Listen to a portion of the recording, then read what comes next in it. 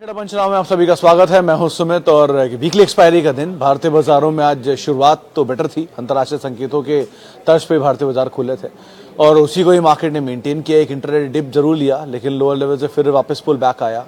IT, banks, NBFCs और last hour में एक रिलायंस का अपटिक जिसके दम पर इंडेक्स में वापस खरीदारी और करीब 0.5% की बढ़त के साथ जाके सेंसेक्स निफ्टी दोनों बंद हुए। निफ्टी बैंक भी आज पार्टिसिपेट कर रहा था, स्पेशली एचडीएफसी बैंक के दम पर लगातार दूसरा दिन जबकि एचडीएफसी बैंक आज पार्टिसिपेट करते हुए।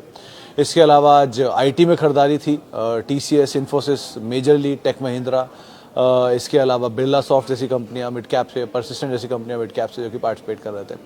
रियल्टी शेयरों में खरीदारी थी, Q2 के अपडेट्स आए, शोभा के या फिर लोधा के, इन दोनों का ही इम्पैक्ट वहाँ पर आता हुआ दिखाई पड़ा। करीब 1.5-2% की तेज़ी वैसी थी दोनों स्टॉक्स में और बाकी इंडेक्स में भी जो तेज़ी है वो स्प्रेड आउट होते हुए दिखाई पड़ी, तो पूरा इंडेक्स ही तेज़ी में रहा आज।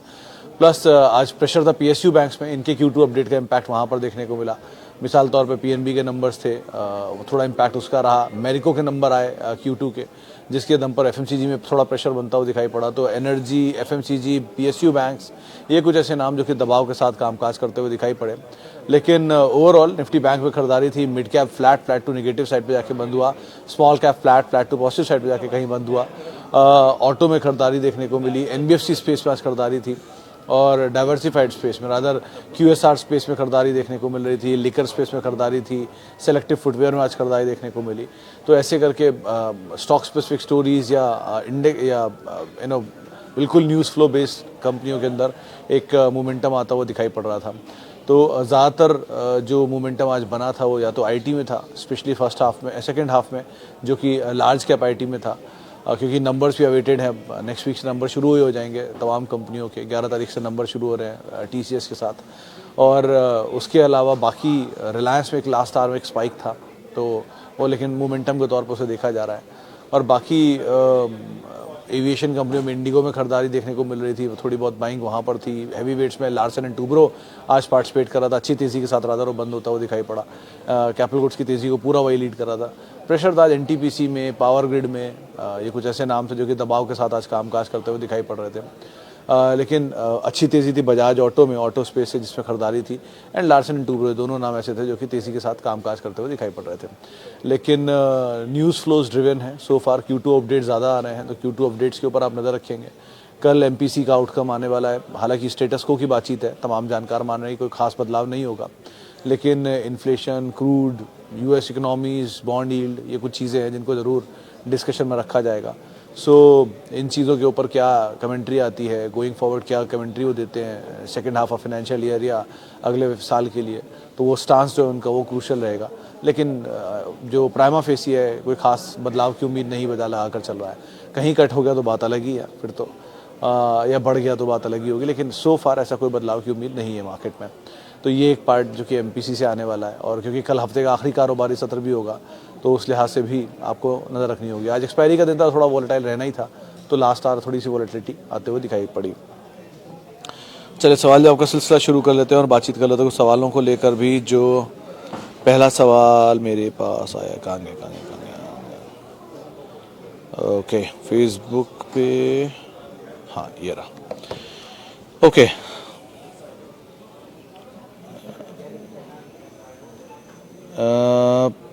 5,000 पर मंथ 5 से 7 साल के लिए इन्वेस्ट करना है, कहाँ सेफ रहेगा जहाँ से अच्छा रिटर्न भी मिल सके?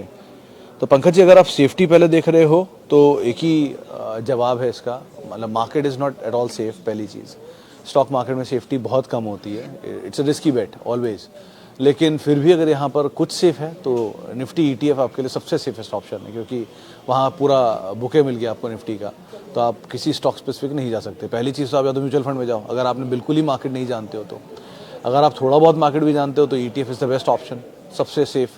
अगर आपको लगता है नहीं मैं सेक्टर स्पेसिफिक जाना चाहता हूँ, 3 हिस्सों में बांट दो या 2 हिस्सों में बांट दो, तो निफ्टी ETF हो गया, IT ETF हो गया, बैंक ETF हो गया, 3 ETF बन गए। और निफ्टी में वैसे भी सबसे ज़्यादा वेटेज या तो बैंक्स की होती है या IT की है। 21% बैंक है और 17-18% IT है, तो दोनों मिला के आपने 50% हिस्सा तो वैसे ही कवर कर लिया, और बाकी निफ्टी का ETF तीसरा चल ही रहा है आपका। ये अगर आप नहीं करना चाहते हो, तीसरा तरीका जाना चाहते हो, तो आपके लिए फिर लार्ज कैप आते हैं, जिसमें आती हैं सारी मेजर कंपनीज, यानी कि TCS, इन्फोसिस, HCL, आईटी की और Reliance, HDFC bank, ICICI bank, axis bank, Kotak bank, ये सब बड़े बड़े नाम जितने हैं ये सब ले सकते हो। अगर आपको लगता है नहीं मैं और रिस्क भी उठा सकता हूँ तो सेकंड बेस्ट आते हैं, फिर इनके सबके नेक्स्ट बेस्ट होते हैं। आईसीआईसीआई के नीचे को एक्सिस हो जाएगा, इंडसइंड हो जाएंगे, या बर्जर आ जाएगा एशियन के नीचे, पीडीलाइट आ जाएंगे, यूनाइटेड स्पिरिट्स के बाद रेडिको आ जाएगा, लाइकवाइज। तो ऐसे करके आप जा सकते हो, बट सब कुछ डिपेंड करता है आपके रिस्क एपेटाइट पे, आप कितना समय दे सकते हो और कितना पेशेंस रख सकते हो मार्केट में। ये तीनों चीज़ें अगर हैं तो आपके सामने तमाम ऑप्शन रख दिए मैंने। लास्ट में स्मॉल कैप आएगा, जब आप भरपूर लार्ज कैप मिड कैप इकट्ठा कर लो, एक अच्छा एपेटाइट बना लो, मार्केट समझ लो, तब आप स्मॉल कैप ढूंढ लेना। तब आपको मल्टीबैगर जिनको आप तर्क देते हो वो भी वहाँ मिल ही जाएंगे। वैसे मल्टीबैगर लार्ज में भी होते हैं, ऐसा नहीं है, लेकिन वहाँ पे भी आपको आराम से मिल सकते हैं।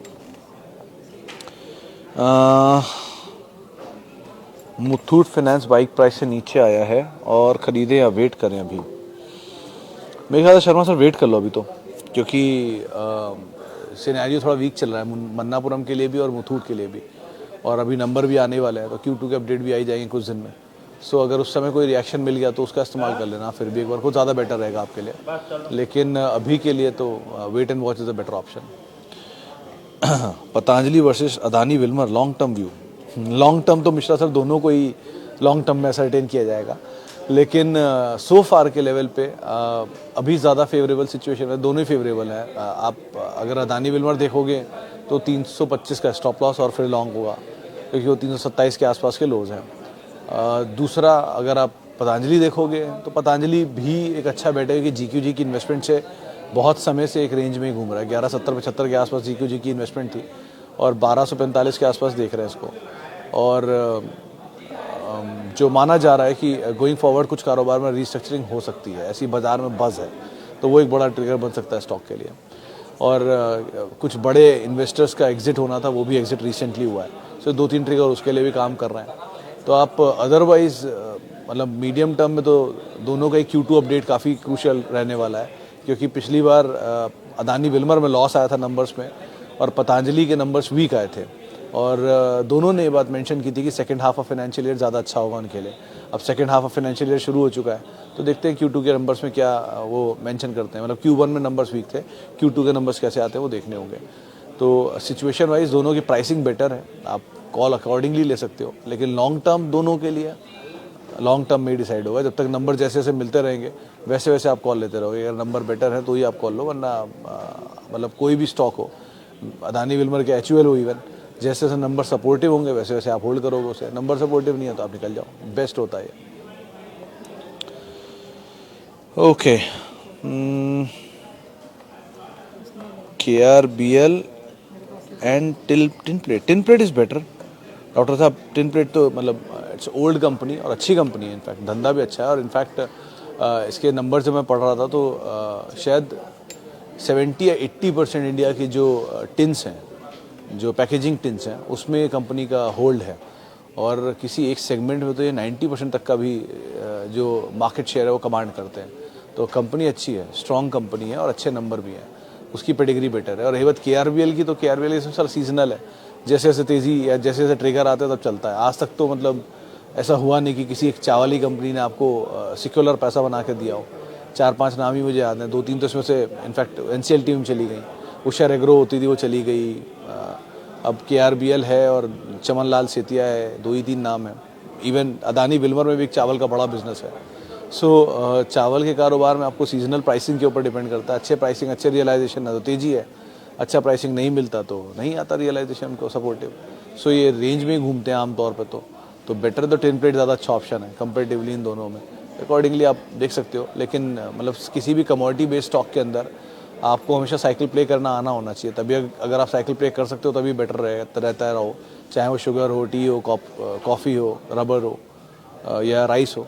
सो अगर आप किसी भी एक कमोडिटी को खेलना जानते हो तो ही आप इसमें एंटर करो, क्योंकि कमोडिटी साइकिल के साथ चलते हैं। अब आपको लगेगा शायद शुगर नहीं रहेगा क्योंकि उसमें स्टोरी आ गई है इथेनॉल की एंड बाकी चीज़ों की भी, लेकिन मेजर बिजनेस तो अभी भी शुगर ही है।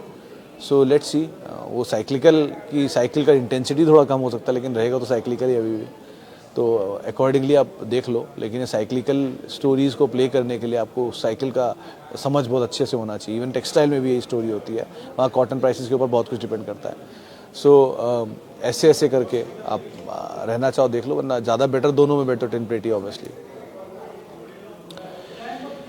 Okay, Suven life and Suven pharma. Suven life is better Puneet ji, अगर आप कोई चुनना चाह रहे हो कि इसमें बायबैक के प्राइस से बहुत ऊपर नहीं गया है, शायद 20-30 रुपये ही जो बायबैक प्राइस कह रहा हूँ। रिसेंटली जो ऑफर, ओपन ऑफर प्राइस था, उससे 20-30 रुपये ऊपर कामकाज कर रहा है जो एडवेंट का एक प्राइस था। और ऐसी भी अटकल है कि एडवेंट का जो पूरा पोर्टफोलियो है, जो नॉन लिस्टेड फार्मा पोर्टफोलियो है, उसको वो कंसोलिडेट करेगा और कंसोलिडेट करके सुवेन के अंदर ही डालेगा, लाइफ के अंदर। So Suven life is a better bet comparatively दोनों में, और ये अच्छी बेट है भी। अदरवाइज भी अगर आप एंटर करना चाहते हो आउटराइटली किसी नए स्टॉक में इस सिचुएशन में, तो सुवेन एक अच्छा बेट हो सकता है, बहुत चला भी नहीं है वो। ओके, अब कुछ सवाल, ये क्या था, IFCI मीनाक्षी जी, IFCI में क्या ही बोलूँ IFCI, MMTC, STC, HMT और MTNL, ये 5 नाम वो कंपनियां जिनकी प्रॉफिटेबिलिटी इधर थिन है या है ही नहीं, या ऑपरेटिंग लॉसेज हैं। सो मोमेंटम है वो बात अलग है, लेकिन ये पुराने कल्प्रिट हैं, आज के नहीं, बहुत पुराने कल्प्रिट है रादर। तो ज़रा अपने नंबर्स को एक बार चेक कर लेना, फाइनेंशियल नंबर्स को इनके, और उसके बाद कोई कॉल लेना, अगर आप इनमें कॉल लेना चाह रहे हो तो। और अगर कॉल ले चुके हो तो कैपिटल प्रोटेक्ट कर लीजिए, और अगर पॉसिबल हो तो एग्जिट कर लीजिए as soon as possible. Share चल सकते हैं, उसमें कोई डिनाइल नहीं है। देखिए, शेयर चलने में और एक अच्छी कंपनी, एक अच्छे शेयर में ज़मीन आसमान का अंतर होता है।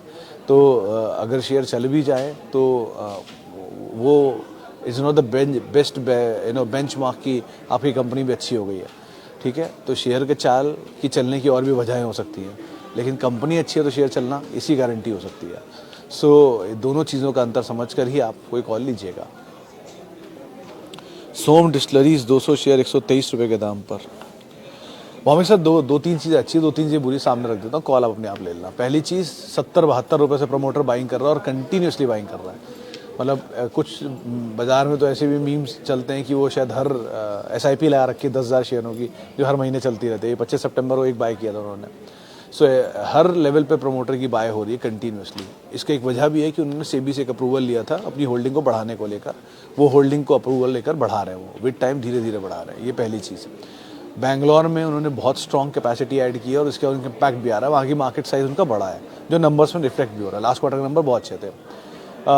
ये 2 पार्ट है। 3 चला बहुत है, 60 रुपये का शेयर चल के 300 रुपये प्लस हो चुका है, तो ऑलरेडी 5 टाइम स्टॉक हो गया है। सो रिस्क रिवॉर्ड के लिहाज से जो रिवॉर्ड है वो अब कम, रिस्क ज़्यादा हो चुका है, तो ये दूसरा रिस्की पार्ट है। आपकी कॉस्ट से ऑलरेडी डबल है, तो आप ये कर सकते हो कि जितनी शेयर है उसकी आधी क्वांटिटी बेच भी दोगे तो आपका कैपिटल निकल आया, बचे हुए शेयरों के साथ आप बने रहो, जितना मर्जी जाए, उसके बाद क्या ही फ़र्क पड़ता है। लेकिन एटलीस्ट कैपिटल पहली प्रायोरिटी प्रोटेक्ट कर लो, और अकॉर्डिंगली मूव आता हुआ जो दिख रहा है वो देखो। और बाकी अगर आप पैसा निकाल कर देखना चाहते हो तो large cap player is a better option. हालांकि second half of financial year जो हार्ड ड्रिंक्स रहती हैं उनके लिए बेटर माना जाता है कंपेरेटिवली बियर के। सो वो समर टाइम था उनका, तो ये जो लास्ट क्वार्टर गया उसके नंबर में अच्छे आने चाहिए। इसके बाद की डिमांड कैसी रहती है उस पर डिपेंड करता है, लेकिन इनका रम पोर्टफोलियो भी है तो शायद उसका भी बेनिफिट मिले इन्हें। लेकिन ये CSD के बड़े प्लेयर हैं, दो सब कुछ सपोर्टिव है, लेकिन प्राइस बहुत चला है। सो कॉल उसके हिसाब से ही आप लेना, और सिचुएशन पे क्लोज आए रखना अपने नंबर्स पर भी और कंपनी की सिचुएशन पर भी। ओके, कुछ सवाल अब ले लेते हैं यूट्यूब से भी। कहाँ गया? Thank you Suman life. Mayank ji, मैं सुमन लाइफ की बात कर रहा हूँ। ओके, और सर मैंने आज ही PNB के 77 पर फ्रेश बाय किए हैं।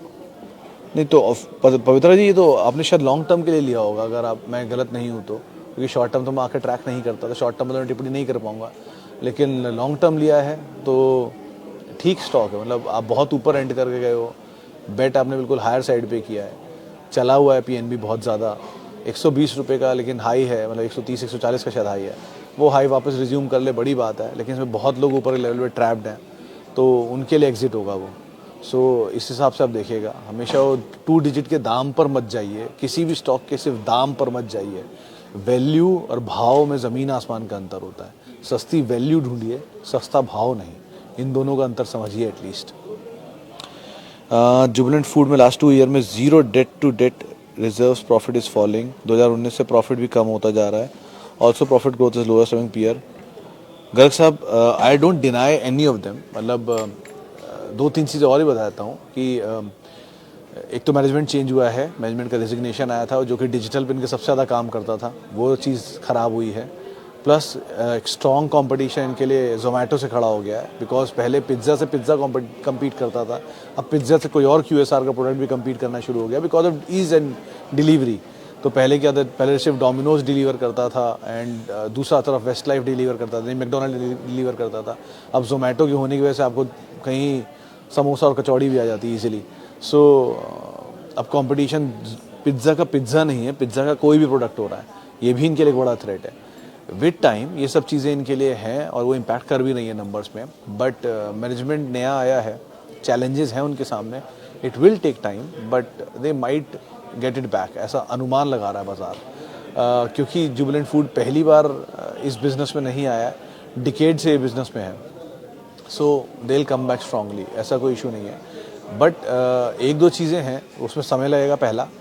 दूसरा, आप ये भी मान के चलो कि जो गोल्डन टाइम था जुबिलेंट का, वो गोल्डन टाइम तो पीछे निकला हुआ है, यानी वो 85 रुपये का शेयर जो आप 600 550 रुपये देख रहे हो, 85 इसलिए कि वो एडजस्टमेंट हुआ है एक स्प्लिट और बोनस का, और वो गोल्डन टाइम तो नहीं आएगा। लेकिन हाँ, ये भी नहीं है कि कोई ऐसी खस्ता ग्रोथ हो जाएगी, ख़त्म ही हो जाएगी कंपनी, तो एक लेवल तक एग्जॉर्बिटेंट गेन होता है, फिर वो प्रीमियम को 15-20% की सालाना ग्रोथ से चलाता रहता है धीरे धीरे। तो अब तक जो नहीं हुआ वो धीरे धीरे ग्रोथ पे अब आई जाएगा वापस ट्रैक पे। Give some time, hold so far, तो बाकी वेट एंड वॉच नए मैनेजमेंट क्या करता है। मतलब मैं बहुत बुलिश हूँ जुबिलेंट फूड और जुबिलेंट इनग्रेविया दोनों के मैनेजमेंट से। लेट्स सी क्या वो कमाल करते हैं आने वाले समय में। ओके, इसके अलावा HDFC बैंक पीडीलाइट में एवरेज करें क्या? मेरे ख्याल से गौरी जी आपको करना चाहिए, और जिनको भी नया निवेश करना है वो भी नया निवेश कर सकते हैं। ये दोनों SIP बेस्ड स्टॉक हैं, इनमें घबराने वाली कोई बात नहीं है। HDFC बैंक, अगर आप मतलब 2 दिन पहले किसी ने ट्वीट किया था कि 250 रुपये के दाम पे HDFC बैंक बिकेगा, सो मतलब ठीक है, मैं किसी के थॉट को डिनाई नहीं करूँगा, सबके अपने अपने थॉट होते हैं, सही होंगे गलत होंगे तो समय बता ही देगा, यही मार्केट है। लेकिन कुछ तो सोचिए, मतलब 25 लाख करोड़ 21 लाख करोड़ के 21.73 लाख करोड़ के एडवांसेस डिपॉजिट्स कल आए हैं। 21 लाख करोड़ के बेस पर 5.5% की ग्रोथ, अच्छे नंबर आते हैं, और अच्छे नंबर HDFC बैंक पहले भी देता रहा है। स्टॉक नहीं चलता, यही परेशानी है ना। आज नहीं तो कल फॉलो कर लेगा, क्या दिक्कत है उसमें, क्योंकि फिनेंशियल्स को स्टॉक फॉलो करता है, स्टॉक को फिनेंशियल कभी फॉलो नहीं करते हैं। किसी की मुनाफा बढ़ रहा है तो उसका स्टॉक आज नहीं तो कल बढ़ेगा ही बढ़ेगा, लेकिन किसी का स्टॉक बढ़ रहा है, उसका मुनाफा नहीं बढ़ रहा है, तो स्टॉक उल्टा ही फॉलो करेगा आज नहीं तो कल, क्योंकि स्पेकुलेटिव एक्टिविटी स्टॉक चला सकते हो, मुनाफा नहीं बढ़ा सकते हो। सो मुनाफे पे फोकस करो, स्टॉक अपने आप अपना काम कर लेगा। So HDFC bank is a wonderful bank, there is no denial about it. और यस बैंक से कंपेयर कर रहे हैं लोग ट्विटर पे, इंस्टाग्राम पे रीलें आती हैं, ये वो ख़त्म हो गया टाइप्स। तो ऐसे ख़त्म हो गए वाली कंपनियों में मैंने इन्फोसिस भी सुना 600 रुपये पे, मैंने TCS भी सुना 2900 रुपये पे, नेस्ले था 4400 पे, मारुति आया था 2200 पे, ऐसे XYZ बहुत सारे नाम गिनाते चला जाऊंगा मैं। सो विद टाइम ऐसे बहुत इंसिडेंट आते हैं, जब भाव बदल जाता है तो सबको ही लगता है कि अभी ख़त्म होगी company. So HDFC bank is a quality bank, और अगर ये ख़त्म होता तो बहुत सारे म्यूचुअल फंड बैठ जाएंगे, डोंट वरी अबाउट इट, बहुतों के पास है होल्डिंग में। So it's a good stable bank, आराम से SIP टाइप स्टॉक है, दोनों का आराम से एवरेज करिए, दोनों में SIP रखिए, कोई दिक्कत नहीं है। Pix transmission for long term and Radico at CMP। Radico is good to go Channa sahab. Pics transmission चला बहुत है, पीछे की टाइम बहुत चला था, और जो है ये बहुत व्हाट्सएप ग्रुपों का हिस्सा भी रहता है, तो यूजुअली इसको आप अवॉइड करिए। रेडिको इज़ अ बेटर बेट, अगर आप दोनों को चुनना चाह रहे हैं तो रेडिको ज़्यादा अच्छा बेट है, उसको आप पहले देखिए, वो ज़्यादा अच्छी चीज़ है आपके लिए। ओके, वापस चलते हैं जी फेसबुक के ऊपर, और जो सवाल आ रहे हैं वहाँ पर। सन टीवी 100 शेयर 475 की बाय है, अभी करंट प्राइस 635 है, 40 का डिविडेंड मिल चुका है, आगे का व्यू?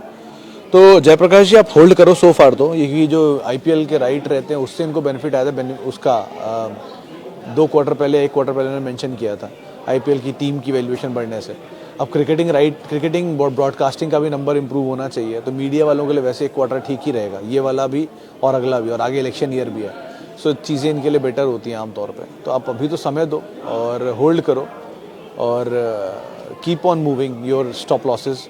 मतलब मुझे लगता है ये दाम 1000 प्लस भी दिखा देगा, तो आराम से समय दो, आप टाइम देगा, लेकिन आपका भाव मिल जाएगा।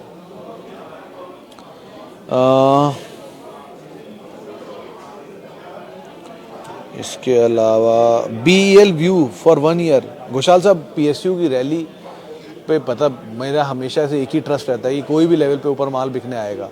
RVNL पहला एग्जाम्पल, SJVN दूसरा एग्जाम्पल, दोनों में आपने ऊपर के लेवल में माल बिकता हुआ देख लिया।